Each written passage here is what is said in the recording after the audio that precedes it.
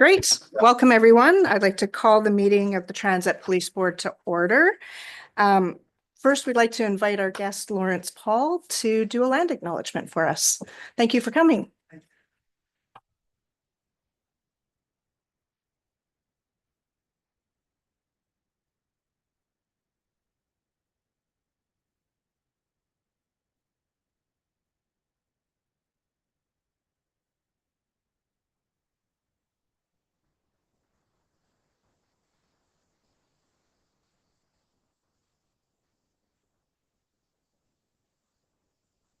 To the ancestral and unceded territory of the Hunkaminam speaking Musqueam people.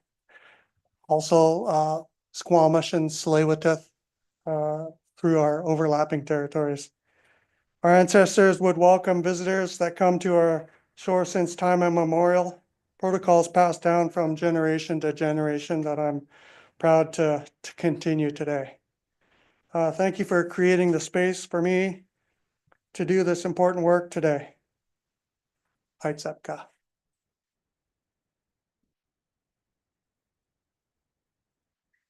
All right. So welcome, everyone. We make an effort at least once a year to do a board meeting out in the communities that we serve. So we're happy to be here in Vancouver at the WAS Center. Last year we were in Surrey at SFU. So thank you for taking the time to spend with us today.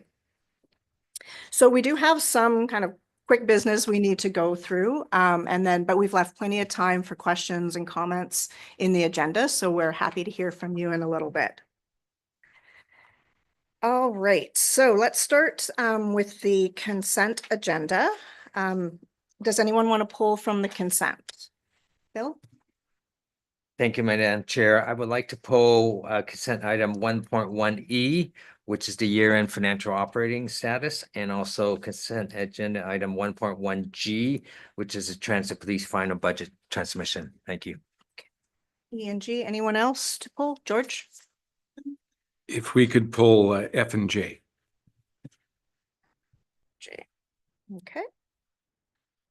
Anything else? All right, can I get a motion to accept consent less E, F, G, and J?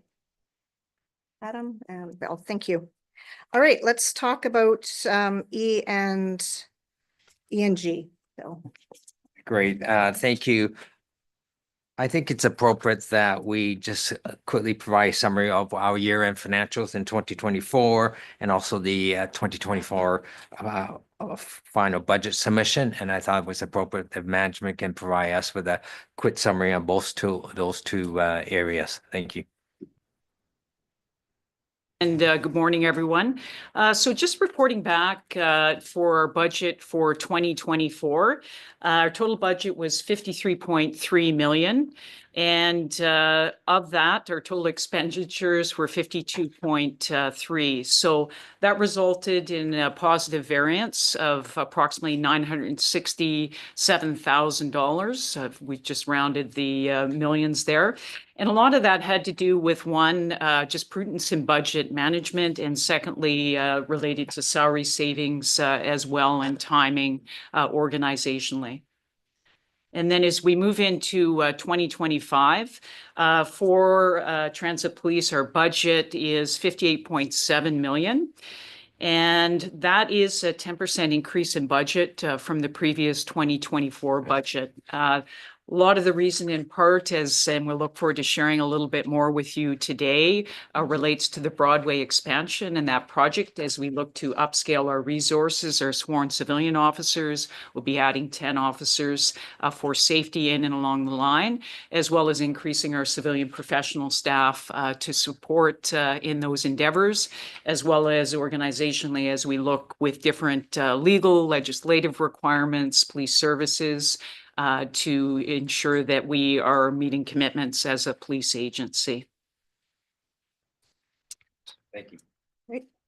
Thanks. Let's move to F, George. Thank you. And a lot of it is really just related to the public side, given the fact that item F is actually the strategic plan, the 2024 year-end update. It's a 57-page document that I believe, Stephen, is going to be uploaded after today's meeting.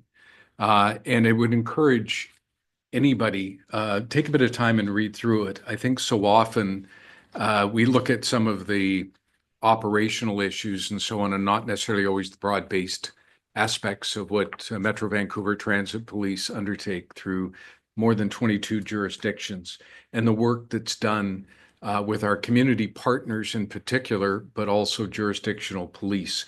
And in this 57-page document, it really goes through in depth, not only on the strategy and the pillars that we as a board have identified, but the delivery by our chief and senior leadership team. And it's something that's important, I think, for all of us to remember. There's a big investment that we're making. We just talked about the budget. And again, commend the chief and senior leadership team on the work that they've done to be able to make sure that every dollar spent is of value to ensuring that there is public safety and security on the system, which is what we're here for. But more than that is to work with the communities and ensure that the work that's done is part of a strategy that we've all agreed upon. And we're going to probably talk a little bit later about the start of a new updated strategic plan. But this one was the 22 to 26 and 57 pages on the year-end update report. So I just wanted to make sure we just didn't skip over it, because a lot of work had gone into it. A lot of reporting is done. And just wanted to make sure everybody recognizes that although today, when we talk about some very specific things, we have a very broad-based approach to the work that we do with our communities, with our partners, and with other police agencies. And you also wanted to pull J. And it's called a compliments report. And actually is something that we as a board get from our team with regards to compliments, but also concerns that are raised. And there's just one here I just wanted to read, because I think it's, again, really important, especially seeing we're in the community today. You know, it's one of those things where it addresses, I believe, the important part of policing that sometimes isn't always seen. And so this was from a member of the public on March 25th. And if I can just read it, it was an email. And it said, yesterday I was on the Canada Line train traveling north from Cambie, West Broadway to Granville. Two officers were attending a man who was quiet but confused. It was very crowded. The presence of the officers was reassuring. One officer repeatedly drew a blanket over the person's shoulders in a fatherly gesture. His kindness and attentiveness moved me. The other officer conversed quietly with me about homelessness, mental illness, and substance use. Their compassion and care were palpable. It was an honor to thank them for their exemplary service in a troubled city. And I just think that says so much about what Metro Vancouver Transit Police do. It's not always catching bad guys and all the things that come up in the media. It's the ability to be able to work with the community and have that sensitivity. And to the chief and to the senior leadership team, the operational side, I think this says it all. Great. Thanks, George. It's my favorite report. Compliments. All right, let's get a motion to accept. Oh, sorry. One more comment. Sure. Go ahead. Yeah, thank you. Just back to item F, which is the update on the strat plan, the year-end report. I just want to say, referring to page 5 of that report, the KPI indicators, I just want to give a shout out to the transit police on 2 fronts. One, the way it's being reported now, like, it's very thorough, very detailed. You've got your crime rate and you've got the actual numbers, which gives really good order of magnitude. And kudos to the whole team for, like, these reported crime numbers are excellent. So crimes against persons, otherwise known as violent crime, in many cases is down double digits, 10%. The rate, and crimes, property crime is down 13%. So that's excellent work. Like, it's heading in the right direction. I know that's reported crime. There's always the unreported number, which is sort of the dark figure that people sometimes don't know. But unreported crime, it's looking really good. The other one I want to point out is the joint initiatives with other police of jurisdiction, which is up 19%. So excellent work, really good cooperation and interoperability between police agencies in the region. So nice work. Got to remember to put this button on. Okay, so I need a motion to accept E, F, G, and J, please. Bill, great, thank you very much. All right, now we're going to move to the Chief Officer Information Report. We probably have some slides to go with this, do we? Yeah, thank you so much, Chair, and members of the board here in public. Really a wonderful opportunity to join with you. So thank you for being here today. So very timely comments as we move forward with the Chief Officer Report. Next slide, please. And the very topic we were just talking about. So when we look at, it's the second consecutive year where transit police has seen a decline in the volume of reported crimes. And this is actually the third straight year we've seen declines in crime rates when you account for increased passenger volumes coming out of COVID. And despite the decrease, there are some crime types where we have seen increases. And I'll provide 3 examples. The first being robberies, where we've gone from 27 incidents in 2023 to 37 incidents in 2024. One of the new initiatives Transit Police for this year is the introduction of a youth liaison officer. So looking at some of those robberies related to youth and focusing on those. Second, sex assaults, up from 72 in 2023 to 98 in 2024. And we take very seriously any type of sexual offenses occurring on the transit system. In fact, our general investigative team reviews every sex offense file. We also are engaged with working in schools and anti-sex campaign to really address and speak to the inappropriate and criminal behavior of individuals. And then third, concerning assault against police, we've been up from 15 incidents in 2023 to 20 incidents in 2024. And what I'll say is our officers are out there on the front line every day and involved in very dangerous circumstances and situations. They put their own, self at risk.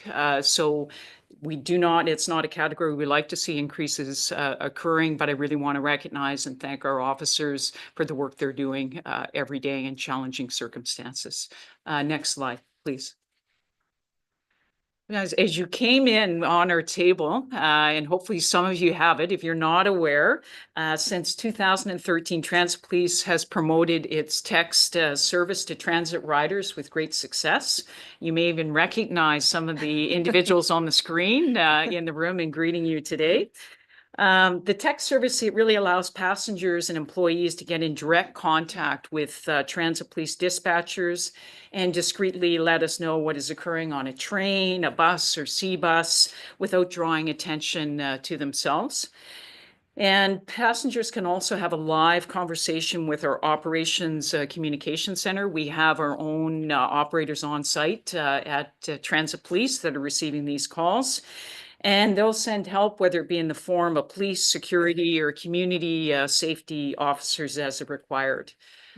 We did a recent community survey, and out of that, it showed that transit users have 34% of respondents were aware of that text servicing. And that's despite last year we did a very enhanced campaign with more branding and information being distributed. So it says to us that there's more work to be done, and we look to you and we'll continue that work to create greater awareness around that important number. Next slide, please. Our Chiefs Community Council. So the Chiefs Community Council, it originally formed in 2014. And currently the council exists of 16 representatives from a broad section of our transit community. And we meet 5 times a year. And we recently just had 2 additions to the council, and that was from the Vancouver Aboriginal Community Policing Center and ISS of BC, so Immigration Services Society of British Columbia.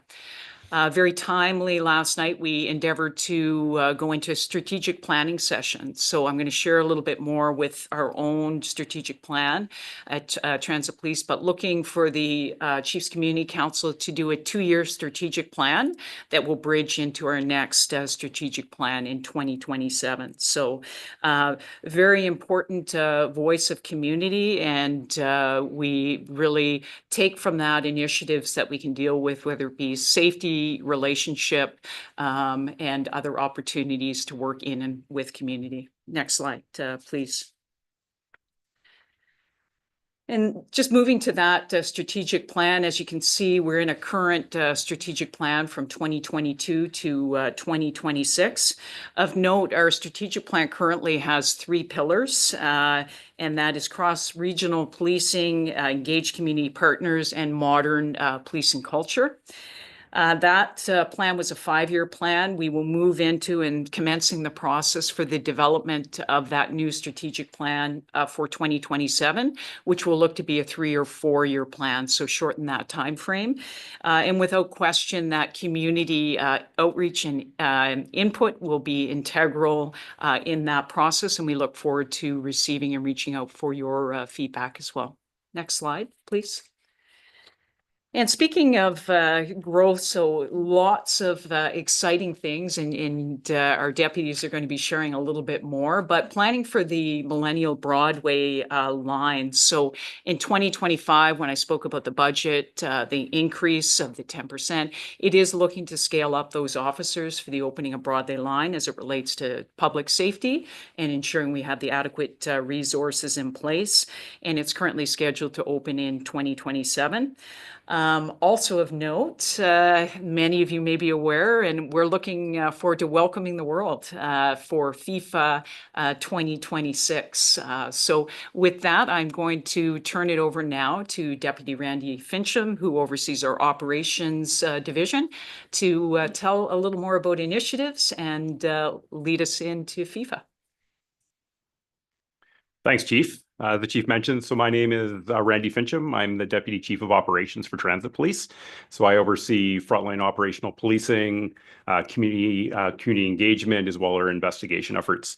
This morning, I'll talk a little bit about where we fit in the policing community and then some of the exciting events that we have coming up, certainly in the next 15 months or so.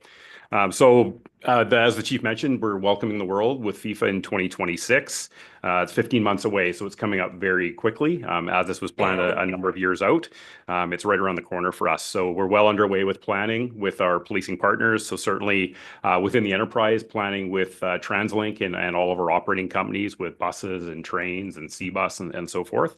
And our policing partners, so very closely working with the Vancouver Police Department with their planning efforts, and as well as the RCMP. So this is an event that's going to be happening throughout the Lower Mainland with a focus in the downtown core, and we're going to be there to support those policing efforts. We're looking forward to deploying resources for 7 matches occurring in the city of Vancouver, as well as other events that are going to be happening in the Lower Mainland to support that. What this means is 900,000 individuals attending Vancouver, we expect for FIFA 2026 from 48 different participating countries. And because these are people who are new to our region, a significantly large number of those individuals will be here using the transit system. So we'll be utilizing our resources in the planning phase coming up to FIFA, and as well as deploying our officers on the street to ensure the safety and security of transit users throughout the FIFA games. So looking forward to that. Next slide, please. And as I mentioned with FIFA, so a lot of the work that we do is with our partner agencies. So just a little history on the Transit Police. So the Transit Police were formed in 2005. So we have a rich history over the last 20 years that's relatively new compared to some police agencies operating within the region. We're the only dedicated police service in Canada that's focused on the transit system, which is very unique to us. We police 148 kilometers of rail. So this is Canada Line, this is SkyTrain, this is West Coast Express, as well as 63 stations, 2,000 buses, and the C-Bus. We have a pretty broad area that we're policing. And what this means for us is we have a large opportunity to work with a lot of police agencies. So we're policing in 22 different jurisdictions in the Lower Mainland, 22 different municipalities, each of those with their own police force, as well as Tsawwassen First Nation. So very connected with those policing communities, a lot of work that we do with those policing communities, and a lot of policing efforts that was mentioned earlier. A lot of the work that we do, certainly in the downtown core where you find yourself today. So we break our policing efforts into 6 different service regions. So where you find yourself today in downtown Vancouver, our officers working here today will be all the way from Richmond through Vancouver into the North Shore. And a lot of the work that we do specifically in this region in regards to what's going to happen with FIFA and other events is large scale demonstrations. So ensuring the safety of individuals when they come down to enjoy themselves, celebrating a concert or a football game, as well as celebrating those who come down to share thoughts and ideas through various demonstrations and ensuring that everybody's safe throughout those different events. Next slide, please. So as the chief mentioned earlier, our policing budget covers a lot of our operational policing costs. But what we do is we try and be very creative how we can fund policing efforts in and around the region, so throughout the municipality. So one part of this is site funding. So this is specialized investigations and targeted enforcement funding that is through the province of British Columbia, and this funding is dedicated to ensuring safety of individuals and community. So we will use unique crime fighting efforts to obtain funding through this process to target those who are committing violent offenses within the community and on the transit system. Another funding source is the Civil Forfeiture Office, where we have the ability again to work to receive funding outside of traditional policing funding. And then another one recently we obtained funding was through the Community Resilience Fund through the federal government. Again, supporting our efforts to police frontline policing, to have a higher visibility or a high visibility when we have large scale gatherings, and to use unique policing strategies. So to date for site funding, so the transit police was recently recognized by the provincial government. So we've obtained over $500,000 in funding through 8 unique applications for policing efforts. Inspector Steve Meaden to my left leads our investigative teams as well as our operational units. And we look for that money to help us work with our partners and police the community. What this means for us is this provides the opportunities for us to enhance our visibility throughout the region. And this includes various police agencies that we work with on a regular basis. So Vancouver Police Department, Richmond RCMP, the Burnaby RCMP, as well as Surrey Police Service. So we continue to look forward to building those relationships with our policing partners. Next slide, please. One of our units I'd like to highlight today is our criminal intelligence unit. Again, to my left, Inspector Steve Meaden leads these efforts. So we have a number of civilian and sworn crime analysts working behind the scenes that are helping us put all these pieces of the puzzle together. So what you see in frontline policing is a uniformed police officer, but our officers are supported by a lot of hardworking individuals behind the scenes that are working to connect the dots and help us solve crime. So in this reporting period, our crime analysts have identified 19 persons of interest in different investigations throughout the region, which is great work. 5 of those files have recommended charges to Crown Counsel. 7 different suspects have had charges forwarded in relation to those offenses.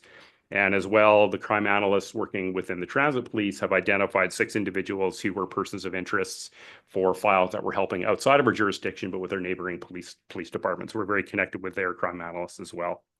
Recently, our client crime analyst supported one of our investigations. So with the help of our TransLink partners. So if you look at TransLink as an enterprise, we have many people out there working on the front lines to support our ridership.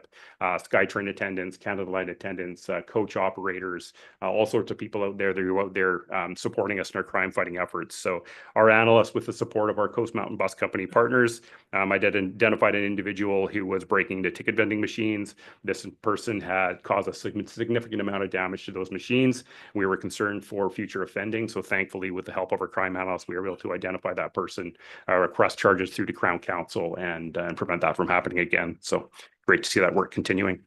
Next slide, please. Our crime suppression teams, so we have officers out there in uniform. We have officers out there in plainclothes. You never know when one of our people out there or the person standing beside you on a train or on a bus is going to be a police officer or just a regular citizen. Our crime suppression team utilizes site funding, which I spoke about previously, to target the most violent offenders, persons selling drugs in and around the system and the surrounding community to try and make the trains a safer environment and the buses a safer environment for our traveling public. So between February and March of this year, they initiated a site-funded project at the Langley Bus Exchange. So through intelligence-led policing, through concerns raised by operators within the TransLink enterprise, through concerns raised by the community, we were able to target that specific area. So through the 5-day project, the Transit Police, working in cooperation with the Surrey RCMP Crime Reduction Unit, the Langley RCMP Special Response Team, Combined Forces Special Enforcement Unit of BC Gang Unit, worked a number of overt operations and covert operations in the area. They created 50 different police files as a result of these efforts. 54 different individuals were arrested. 12 charges were forwarded to Crown Counsel. 31 weapons were seized, and a significantly large quantity of drugs was seized as a result of that project. And it's just one of many projects that our police officers are doing in conjunction with other police agencies in the Lower Mainland. As we see crime trends happening, we're fairly nimble and we can move resources into another community, and then we will work with that police of jurisdiction to assist with crime fighting efforts in that area. So we work very closely together. Next slide, please. One of our teams I'd like to highlight this morning, we have a couple of our members here from our community engagement team, and some of the work that's been happening there. So our community engagement team has a number of individuals working out in the community on a daily basis. So our CPC volunteers who actually work out of this area right over here at the Waterfront building, we have in the neighborhood of 100 volunteers working across the system. They're doing some fantastic work. Just for example, in the month of February, our volunteers dedicated over 399 hours to volunteering in the community. This is almost a doubling of what we had last year. So as we've seen this program grow, our people out there engaging with the public, crime prevention programs, awareness programs, which has been great to see. Our neighborhood police officers are working in the 6 different service regions, connecting with community, connecting with business owners, connecting with riders on the system, listening to concerns, sharing thoughts and ideas on how we can make the system a safer place. Our Indigenous liaison officer, who has Shiraz, who has taken over the role, and Kirk, who's also in the room, who's done a fantastic job in this role, continues to do great work with us, and Kirk right now with the Blue Eagles program. Our mental health liaison officers, so we've expanded from 1 mental health liaison officer to 2 officers. This is in direct need of supports for the community. Our mental health liaison officer has been working very closely within the TransLink enterprise, growing that relationship with community and using that ability to connect with all of our operators out on the system through all these different operating companies to engage with persons in crisis and community and providing support where we can. And then as well as our mental health liaison officers are working very closely with health authorities in the region to provide support for those individuals in most in need in the community. Our newly introduced youth liaison officers, so we're looking forward to seeing this grow. One of a large rider group for us are youth, and we work to ensure the safety of other youth riding in the system. So we're looking forward to a lot of concentrated efforts there. And with our ILOs as well. So there's a number of events that our ILOs were engaged in the last little while. So certainly within this reporting period. So the Niska New Year celebration was attended by our Indigenous liaison officer, Memorial Walk in Vancouver, the Semiahmoo First Nation powwow, and our Blue Eagles program. So this is our cadet program in Vancouver, who Constable Kirk Rattray continues to lead in that effort. There was 11 different engagements with youth through the Blue Eagles program, 2 team building exercises in this reporting period. And we're looking forward to having our Blue Eagles again attend the Pulling Together Canoe Journey this year, which we haven't done for a couple of years, but this creates a unique opportunity for police to engage with community, to reduce stereotypes and promote unity with the Indigenous peoples in our region. So we're looking forward to expanding those efforts in the future. And I'm going to turn it over to my partners, so Acting Deputy Chief Officer Troy Henyets. Hey, good morning, everyone. My name is Troy Henyets. I'm an inspector with the Transit Police, and appreciate the opportunity to stand in for Deputy Chief Bryce Graham today. So recruiting is probably one of the most challenging parts of my job. The market out there and recruiting people into policing is very difficult. So one of the things we've done at the Transit Police is we've looked to focus a great deal of energy on ensuring that we hire the right people to represent the communities that we serve. We've been engaged with a consultant over the last many months, looking at opportunities to rebrand, with a focus on recruitment to ensure that the content of our messaging and the visuals that we'll go out to the public with are on point to attract the right people to our organization, people who are interested in working in public transit and wanting a career with the Transit Police. Very recently, we launched a variety of social media ads to increase our online profile. And we've already noticed a significant increase in the number of hits we've had on our website, particularly the pages that are dedicated to recruiting. So I see that as a really positive thing, just having launched this program. We've been developing, again, one of the things I'm most proud of is we've been developing a great cadre of recruits from within our organization, from within our community safety officer program, and I will go into a little bit more detail on a subsequent slide on that program. But several of our community safety officer graduates from our initial training class, in fact, have been hired and just graduated from the police academy last month. So really proud to see the progression of those folks coming in as people from the community, going through our internal program, applying and moving on as police recruits, and now graduating and now out in the communities serving. You'll see us looking at different ways to get our messages out to the public as part of our rebranding. So you'll see us out there taking advantage of spaces within our system. So for example, Brentwood SkyTrain Station, they just finished a renovation over there. We've got a sub office on the main mezzanine platform that is going to provide a great surface for us to brand. So you'll see in a very public location some of our new branding in the coming weeks and months.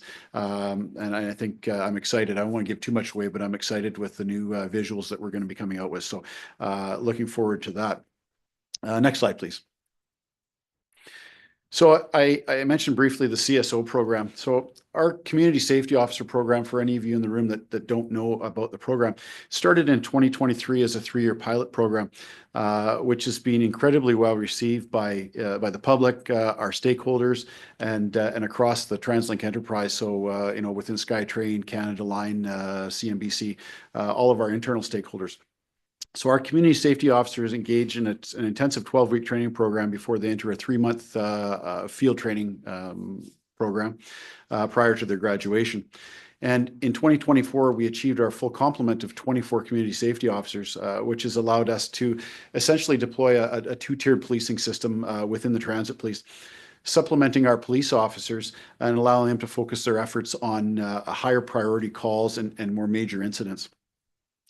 The community safety officers focus on ensuring transit passengers and employees are safe, which includes checking the well-being of individuals who may need assistance. And I know we, in the compliments section earlier in today's meeting, we saw an example of that. So the spectrum of work that the community safety officers conduct is quite broad, and I just want to share a couple of examples with you. So recently we had some community safety officers that were flagged down by a citizen who reported a sexual assault. The community safety officer took down a detailed description of the suspect, which was communicated to our police officers, who were able to arrest the suspect. So that speaks twofold. It speaks to them being out on the system, but also it touches back to their training, because that would be exactly how they were trained to conduct themselves in their training program. The second example I want to share with you is community safety officers patrolling at a station heard a local broadcast of a theft that had just occurred nearby, and were able to locate the suspect in one of our stations. So communicating the whereabouts, they were able to keep tabs of that person until the police arrived to effect an arrest. Our community safety officers also work closely with our community engagement team that's been spoken about today as well. I know Shiraz has the company of the community safety officers at many of our public engagements, and I know they're well received and welcomed. So appreciate that very much. The presence of the community safety officers on our transit system is a force multiplier. It allows us to increase our overall visibility on the transit system. And they are another resource that the public can rely on should any of you ever need the support or services of anybody from the Transit Police. So as we draw towards the end of the pilot program, we will be conducting a comprehensive review of the program, and that process is set to get underway right now. In fact, I think I just got the email to participate in that process yesterday. So that report will be produced in the coming weeks, and will certainly be made available to the board as well. Next slide, please. So neurodivergent training. This is another piece of work that I'm particularly proud of. So public transit can be kind of a stressful environment for anybody to navigate at the best of times. And so navigating public transit for neurodivergent individuals can be particularly stressful. So we collaborated with the Pacific Autism Family Network and Aid Canada to bring their expertise together with us to develop a specific training course for all of our frontline police officers. So this training course was delivered. It was focused on best practices in terms of communication and support to those in the neurodiverse community, ensuring welcoming and a safe environment for a supportive journey while folks are with us on our system. Highlights of that training focused on best first responder practices, such as interviewing techniques when we have to speak to folks, and in-person engagement, particularly with victims and witnesses, but not only that, suspects in investigations that we're conducting. So the training was kind of unique in the sense that it included scenario-based training, and we had the opportunity to interact with volunteers from the Pacific Autism Family Network, and they were able to impart on our officers lived experiences as folks with neurodivergency. So it was a real great experience for our officers to interact and listen to their stories and how they feel and how they best react when they're interacting with the police. We had to develop this program. We had the good fortune to work with Dr. Fakhri Shafai, who is an expert in the studies of sensory issues, anxiety, emotion processing differences in the autism spectrum disorder. So she brought her expertise to the group in assessing situations specifically on public transit in order to best teach our officers how to interact with the neurodivergent community. So again, a specific piece of training that I'm particularly proud to have delivered. So that's it for me. Thank you very much. And we'll just go into questions at this point. I just wanted to touch on two topics. So just around, our call in 20.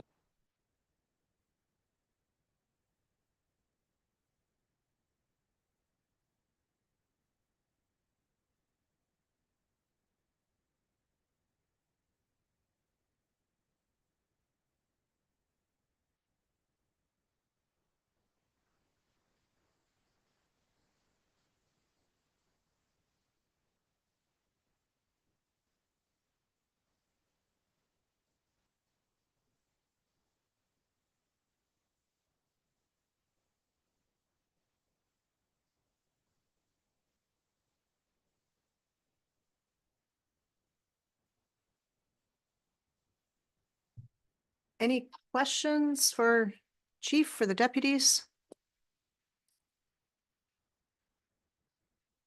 All right.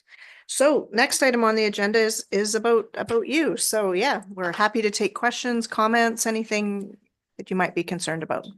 Go ahead. Okay. Hello? Oh, is it working? Yeah. Okay. Hi, I was just wondering, you had mentioned about the strategic planning that's. Okay, hello? Is it now? Okay. Oh, I think it's working, right? Okay, hi. I work for the Aboriginal Friendship Center Society, and right now we're currently creating a new shelter. So it'll have 80 shelter beds, 25 studios, and 85 affordable phones. Sorry, a little nervous. I'm just wondering where that goes into, because there's naturally going to be having more parking and whatnot. How involved could we be in that, or the CPC that kind of is in the area? Thanks. So you're asking in relation to this new facility, how it might feed into some of our objectives, our policing objectives? Yes. And that's the one that's just west of you guys, right? Yeah. So about a block west of commercial and Hastings, about 2 blocks west of commercial. So it's close by, again, with the new expansion for the Broadway station, and then as well as the R5 goes through that neighborhood as well, and 16 and the 14. I was just wondering, and plus we'll naturally be having more parking and whatnot, so the break-ins or thefts. Just wondering yeah, I guess the process in that, or has that also been considered within the strategic planning moving forward? things like that. Yeah.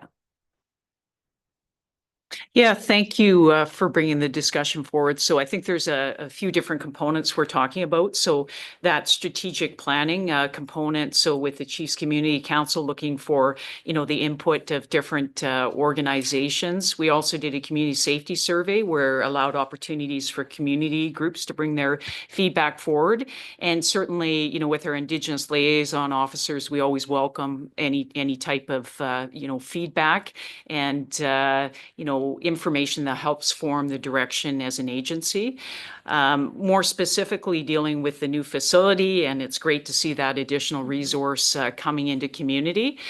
Certainly, we work, as we talked about, with the jurisdictional police very closely. We have an excellent relationship with Vancouver Police Department, and I know our liaison officers are engaged with them as well as we have our, as Deputy Fincham indicated, we've got CSAs, so officers that are in the area, and Vancouver, of course, has their neighborhood police officers as well. So that's the real value. And, in transit police, we have that coordination and kind of discussions that happen across. And we'll look forward to your continued kind of feedback. And then the third area, it looks like you're looking just around sort of, as that grows and you're looking for parking and different things, there'll be an opportunity to work with the city sort of around that. So I think concerns around it bring forward, to the neighborhood police officer and, through the city of Vancouver but with the R6, there will be sort of, implications with travel. It's a busy area, sort of where you're looking. So, but we'll look to connect you with the most appropriate individuals to further that discussion.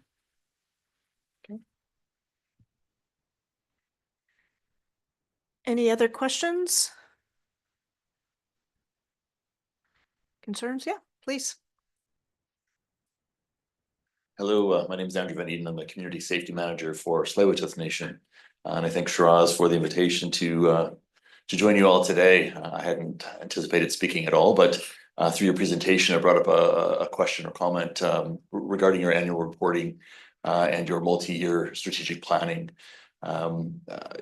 As was referenced, you have the official relationship to 22 municipalities and 1 Treaty First Nation, but throughout this region, you also have a number of non-Treaty First Nations, and particularly as transit is expanding into on-reserve communities, those nations are not invisible. They have governments and they have a voice and they have their own mandate. And so while there isn't necessarily an official capacity for those nations to be represented within the governance of Metro Vancouver and indeed transit, you are providing a service into those communities. And so one of those areas that I think is really helpful, and one of the things that we've been doing a lot of work with at Tsleil-Waututh, is giving input into multi-year plans, strategic planning, annual planning.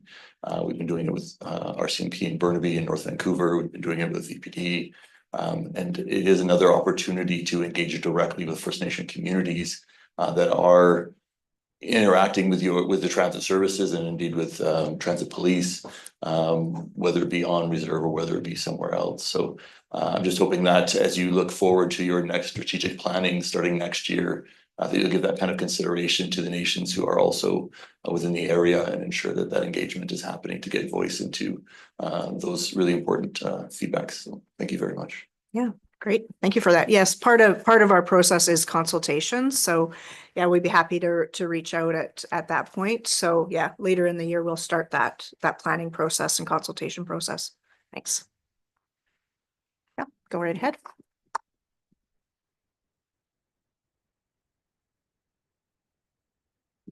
Good morning, everyone. My name is Tarek Tayeb. I'm a member of the Muslim community of British Columbia. We're about 150,000 Muslims in the province, and a few organizations I'm affiliated with, the BC Muslim Association, Muslim Food Bank, etc. What Chief Adam Palmer mentioned about unreported crime. And I meet many people in our community, and Muslim women in particular, that wear hijab. And in the light of October 7th and rising Islamophobia, anti-Semitism, our community is feeling vulnerable. And not only vulnerable, but they are getting attacked. Verbal threats, microaggressions, and assault. One particular case in Vancouver, a Muslim woman was assaulted wearing hijab. did not report. It was third-party reporting. So as the chief had said, how do we encourage more reporting? How do we get people that trust that law enforcement will follow through on these particular issues? With Shiraz, with the RCMP, with the BPD, over the years since the Quebec mosque shootings, New Zealand mosque shootings, we would do these community outreaches to our mosques at the Friday Jummah prayers, which is our weekly congregation, just to encourage reporting. But it needs to be continuous, as folks from all over the world that come and settle in Canada as migrants and as refugees and newcomers, there's distrust of the police from back home, perception in the media, and the goal to keep engaging the community is very important. Recruiting, I just saw that slide. We have a big Eid gathering. So recently the Vancouver Police Department, and thank you to your team, Chief Adam, to come and help support about 10,000 folks that were doing our annual Eid prayers at the convention center. And there's two VPD officers that were there meeting the community to set up recruiting booths for the next Eid gathering, which is signifying the month of Hajj in June. So recruiting to have more officers that reflect the community, especially women in hijab, to recruit those that want to become part of it and reflecting the community, and to also encourage our community to report. So I thank everyone for the work that they're doing, but we need to keep doing it. Thank you. Yeah, Trey, thank you for those thoughtful comments and continued relationship over the years. So certainly, that underreporting of incidents is something that concerns us as well. We talked about crime rates going down, but perceptions of safety increasing, and that sort of disconnects. So really value, and many of you here today, there are initiatives we're involved in, but we're always looking to engage further in other ways in community. When we talk about being representative of the communities we serve, we have officers who speak 26 different languages, and we continue to look to hire and diversify. And so we are a representative, interesting initiative that we're moving forward with as well. And name tags is a good example, and actually having name tags not only that reflect a name and a badge number, but also in the language that individuals speak. So just trying to create those greater connections. We'll continue, and we have those discussions at the Chiefs Community Council level, and we'll continue to have them with you in community as well. Can I add to that? So there are a few upcoming career fairs at particular mosques and some of the ones you guys are putting together. And I will be talking with our recruiting team, and we'll have a booth set up there. Also, as far as Indigenous recruiting, I know it's something that's come up in the past, but colonization is still fresh, so you cannot dictate what we're gonna do. But I've been speaking with Lawrence, Andrew, about what's the best way to go about it, and we're gonna work it out without being intrusive. We're gonna get feedback from them, and we're also gonna start recruiting on reserves if and when they're ready. And how that's gonna look, it's gonna come from them. But these are things that are in the works in the background. Just thought I'd share with you guys that the seed's been planted, and hopefully the tree flourishes. Great, thank you. Any other comments or questions? Sure. Go right ahead. Hello, can you hear me? Okay, my name's Leona. I'm the program coordinator at a childcare, which is located in Broadway commercial area. With me is my colleague who works close to Hastings and Main area. Many of the people who come to us use transit. With FIFA coming, with the expansion coming, what does that look like for children in our communities? And I didn't hear reference to our little people who then become bigger people, who then possibly become recruits, who then possibly become a part of the board, but no reference to how we might include them or build up in the community. I also have another question after that.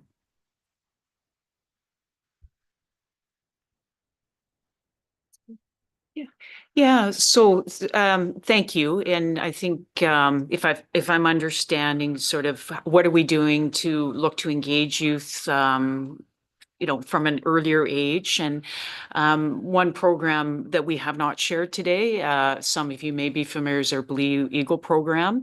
Kirk Rattray was instrumental in the beginnings of that. And it's really looking and engaging youth at a younger age in both introducing them culturally into Indigenous culture and also getting them out in activities in communities. So we're building that relationship with them from a very kind of young age. What I can say about that, and when you look, and there is underrepresentation of Indigenous people within policing, and there's good reason for that, for colonization and all other, a number of other factors that come into play. But that Blue Eagle program has resulted in individuals entering into a career policing and allowing for that greater representation and impact. Thank you. I look forward to attending the next meeting to hear more about relationships and community. My next question was around the pulling together, which Randy Fincham, I'm sorry if I said that wrong, indicated that perhaps people would be participating in. And I wanted to know, is that from like the beginning departure from like everybody meets at the canoe together for the entire journey, or is that for the show up on the landing at the very last day? Good question. So having been fortunate to have participated in the Pulling Together canoe journey, the very first journey, I believe in 2001. So we've seen that journey grow and include many more canoes than we traditionally had. Our plan, we're still working logistics and how we're going to engage. We're very reliant on community partners as far as our invitation to being in a canoe with other indigenous groups, different communities. So we're at the planning stage right now, but our plan is to participate from the very beginning. I can appreciate as a paddler how much work it is, especially for some of our young paddlers. I think the value in this program for our Blue Eagles is the ability to connect young Indigenous community members with police officers to break down those barriers. And certainly that's what I've seen over many and many years. And I think a lot of that is through mutual understanding, hard work together, being alongside each other, paddling together, which is the purpose of the journey, and fighting through that as a group and changing perceptions. So I can actually, Kirk, is there anything you'd like to add to that one? I think Rich could, if he wants to talk about his experience, it'd be awesome because he has a pretty positive experience. Yeah, I actually camped with Kirk in 2023, I believe, in Barrier, and they were there from beginning to end with their youth. And I've attended a few journeys now, predominantly with the Collingwood Neighborhood House. They have a partnership with the Vancouver Police Department Indigenous Cadet Program. They rent their canoes. But yeah, it's an amazing experience. The officers I met on journey kind of helped reshape my opinion of the police. And yeah, I'm hoping we can get out there this year. I work with Kirk from the Vancouver Aboriginal Community Policing Center. I'm youth coordinator there. And hoping we can get the canoes out there this year with our youth. And yeah, I'm looking forward to it. Great. Thank you. Any other comments or questions? Anybody else? All right. Well, thanks very much for all your input. Awesome. All right. Let's back to some business here on the agenda. We do have a report from the Finance Committee. So the chair, Bill, and maybe Bill, you could tell us a little bit about what the committee does before you do your report. Great. Thank you, Chair Marnie. Just want to say that I'm the chair of the Finance Committee. My colleague in the far right, George, is a member, and we have a regret, which is Murray Dinwoody, and of course the ex-official member is our chair, Marnie Larson. Overall, the role of the Finance Committee is to fulfill, to ensure that we put some fiscal responsibility, to ensure that we can deliver on our expectations and our commitment, of course, to ensure that we fulfill the public safety component, and we do that in some fiscal responsible way. So that's the role of our finance committee. I do want to also mention that, and our chief had talked about our year-end financials and also our transit financial budget submissions. I want to confirm that as the finance committee, we vetted through all the documents and ensure that we deliver on our expectations. And the key metrics that we looked at is to ensure that we have the staffing to provide the safety component. The majority of the variances, which is positive, as our Chief Mayor had talked about, is really on the area of public safety and the staffing. And of course, the upcoming budget supports the expansion of our staffing requirements. So that are the two key items that were discussed at our last committee meeting. And on an annual basis, we also reviewed our finance committee terms of reference, which in essence, there were no changes to that. That concludes my report. Thank you.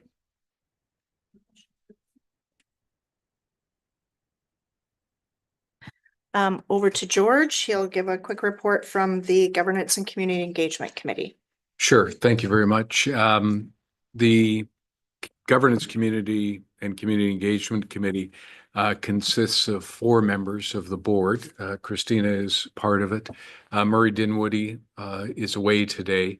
And then we have another member who's just part of the board and will be refilled from the RCMP. And it's an interesting committee because, just so everybody knows, governance can be pretty dry. And in fact, I think we got a big policy book that was written by lawyers, no doubt, because they debate whether it's the or the in the word. So we try to create a sense of what governance really is in terms of forward-thinking best practices to ensure that we are reporting out and dealing with the non-operational part of the business. Operations is the purview of the police chief officer and the staff that are both civilian and sworn members. And what we do is we do meet on a regular basis. We deal with a variety of different issues. What we're there is really focusing, as I say, on governance, promoting transparency, accountability, integrity around policies related to the Metro Vancouver Transit Police. As mentioned, we're not here to get into the operations. And what we do is we ask the questions, but in addition to that, we also question the answers. And we try to be on top of forward thinking around strategy. And now on the community engagement piece, this is very much what you'd see, and we published our agenda that you'll see here. A large portion of it dealt with reconciliation as a standing item, where we go through participation, things that are happening in the community, Chiefs Community Council that the chief just mentioned, and the Indigenous liaison officers' activities as well. One thing I would say from a governance point of view is in the public sector, and we're all go through this process of why are we on the board? We're here obviously because we have an interest, but any of you that want to be part of a board, there's a very simple process, and I would encourage you go to the provincial government website. It's called the Crown Agencies Board Resourcing Office, Cabro. And you can go on there and it shows all the different boards that are available with membership that would be coming up in the next period of time. And you can apply online so that you have your material there. You don't have to be applying for everything. There may be some special interests, but it's really important that the community has a voice on boards in the public sector. And there can only be so much active recruiting. There needs to be an interest on your part to certain areas. So I would encourage you to do that. They have a process that they will follow. And the board composition is always important with different skills that everybody's looking for. So you will see what we have in our information on our website related to the work that we do on the Governance and Community Engagement Committee. But beyond that, please be participants in what's going on here in British Columbia. You do make a difference. We respect each other. I think you can see that across the table. We're here to provide civilian oversight. We appreciate you being here today. We're delighted that we can be in the community. We continue to do that, and any input that you provide to the chief and through our chair is always discussed in a very respectful manner. Thank you. Thank you, George. Chief? Yeah, thank you so much. I just want to return just to an earlier sort of conversation just around with transit expansion as we look for the Broadway line, the R6. We have the Chief Operating Officer, Jeff Busby, here from TransLink, who does sit on our TSML board. So I want to emphasize as well that there is an outreach opportunity. They're doing a number of focus groups on community impacts. So I just want to, share that avenue is available as well for feedback. Thanks. Great. All right. Any final words, comments? Any questions have come up since? Yeah, go right ahead. Sure. Just in terms of reporting. In terms of reporting hate, the Muslim community is vast and diverse and not homogenous in ethnicity. So 62% of Muslims are from Asia, East Asia and South Asia, India, Pakistan, Bangladesh, Malaysia, Indonesia, Philippines, etc. So there's this intersection of race and religion and gender. By and large, a lot of the assaults that we hear about are Muslim women. But then if somebody's from South Asia, so there's South Asian hate, but it can be conflated with Islamophobia. Some people mistake folks from the Sikh community as Muslims as well. And so if there could be care made to the distinctions of the intersections of the actual ethnicity and the religion, because that at times gets conflated in reporting, and would like to see if there's more of a segmentation. And then the other aspect of place of worship safety, as I mentioned earlier about the Quebec mosque shootings, since October 7th, mosques have been targeted for vandalism, for assaulting or verbally abusing folks that attend. So just something to consider, place of worship safety, whether it's the mosques, the synagogues, etc. Those are worrisome for our community. Thank you. Great. Thank you for that. We'll certainly take that into consideration for reporting. Yeah, thank you.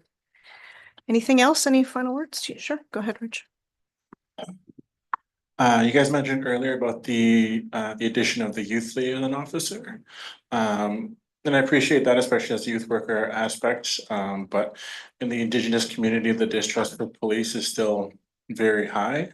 I was wondering if there's any sort of space for collaboration, perhaps with Shiraz or Kirk, to kind of work with the youth liaison officer to, I guess, work on the distrust for Indigenous community to the youth and the police.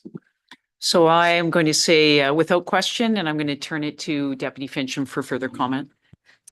I'm going to agree. Definitely, that's a priority for us. Working with urban Indigenous youth is a significantly high priority for us, working with the different nations represented here today. Our new youth liaison officer will be engaging with other police agencies with their youth programs to try and learn how they've been able to build relationships. We're going to work very closely with our Indigenous liaison officer within the TransLink enterprise as well to learn how we can connect more with the Indigenous community, and that includes Indigenous youth. So I would love to sit down with you and have our team sit down with you and learn how we think we can build relationships with that community. So looking forward to it.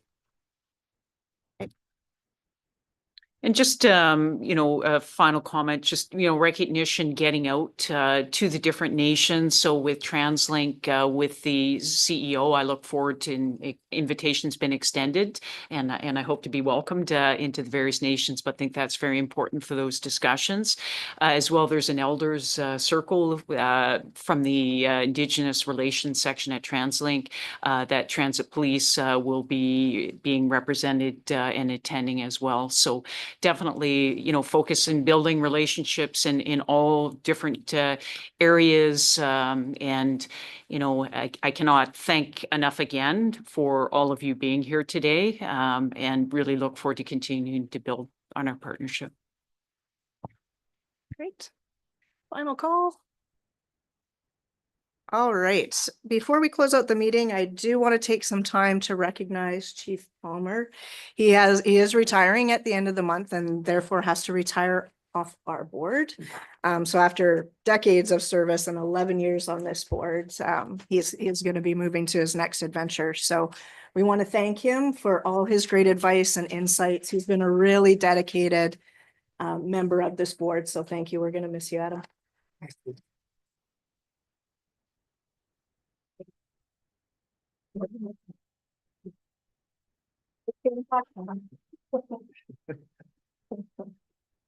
Always picturing facts. Oh, yeah.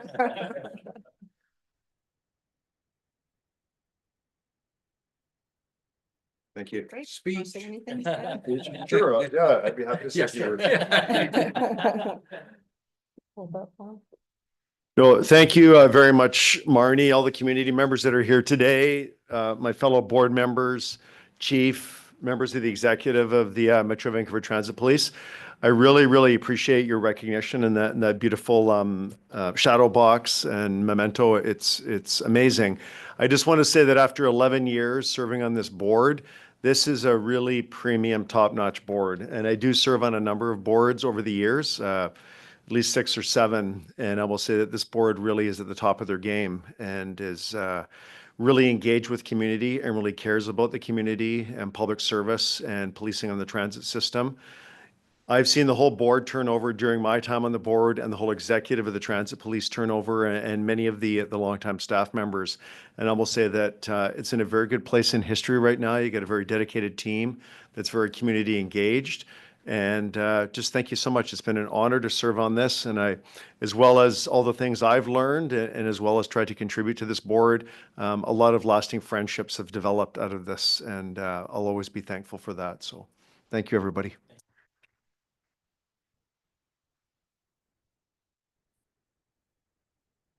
And what I'll say, yeah, Adam, just such a relational leader. And there's a bit of a tradition in law enforcement and things go full circle. So I'd like to present you as a mentor and a friend with my chief officer coin. Thank you. Thank you. Just thank you for all your dedication to the board and years of service.